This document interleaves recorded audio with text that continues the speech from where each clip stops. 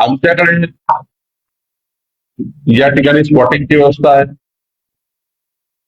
कुणी गैरप्रकार काळापाचेरी केला आणि शेतकऱ्याला फसवलं तर गुन्हे दाखल होण्याची व्यवस्था आहे. फ्लाइंग स्पॉट्स आहे. तर मला असं वाटतं की ज्या पद्धतीची योजना महाराष्ट्र सरकारने तयार केली आणि लोकप्रतिनिधी सुद्धा आता अलर्ट आहे. आमचे सर्व विधिमंडळ सदस्य हे प्रत्येक दुकानामध्ये व्हिजिट करतात. नागपूरचा विचार केला तर जिल्हाधिकारी स्वतः जिल्हाधिकारी कुमार आशीर्वादनी एकट्या नागपूरचा विचार केला तर सर्व कृषी केंद्रावर तहसीलदार, कृषी अधिकारी, गटविकास अधिकारी यांनी भेटी दिल्या आहेत. यावर्षी मात्र कुठलीही काळाबाजारी, टंचाई आणि जाणीवपूर्वक टंचाई करणाऱ्या लोकांना आम्ही सोडणार नाही.